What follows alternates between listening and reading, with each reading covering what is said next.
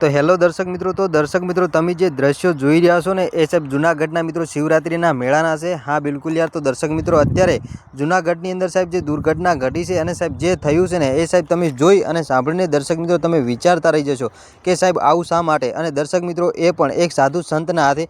તો દર્શક મિત્રો બધી માહિતી આપણે આગળ મિત્રો વિડીયોની અંદર આપવાના છીએ કે દર્શક મિત્રો આ સાધુ સંતે શા માટે મિત્રો આવું કર્યું છે। બધી માહિતી મિત્રો આપણે આગળ આપીએ એના પહેલાં તમે આપણી ચેનલ પર પહેલી વાર ને નવા આવો છો તો દર્શક મિત્રો ચેનલને સબસ્ક્રાઈબ કરતા જજો જેથી કરી આવનારા સમયની અંદર અનેકો વિડીયો મળતા રહે તમને સૌથી પહેલા। તો દર્શક મિત્રો તમને ખબર છે કે સાહેબ જ્યારે શિવરાત્રીનો સાહેબ સમય આવે ત્યારે સાહેબ આ જે બાવાઓ જે સાધુ સંતો છે એ સાહેબ અત્યારે ક્યાંથી અને સાહેબ કેટલા બધા આવે છે ને સાહેબ તમે જ્યાં જૂનાગઢની અંદર સાહેબ તમે જોતા હશો સાહેબ અઢળક લોકો હોય છે, અઢળક પબ્લિક હોય છે અને સાહેબ જેની અંદર અઘોરી બાવાઓ પણ સાહેબ એટલા જ હોય છે કે સાહેબ જેની કોઈ વાત જ ના પૂછો। અને સાહેબ એ પણ નાના મોટા નહીં સાહેબ એ હજારો વર્ષ સાહેબ જૂના અને સાહેબ અત્યારે જે એમની જે ઉંમર સાહેબ તમે જોતા હશો ને તો સાહેબ એમની જટાઓ સાહેબ એટલી બધી મોટી હોય છે ને સાહેબ બધા બાવાઓની સાહેબ એટલી જટાઓ મોટી હોય છે।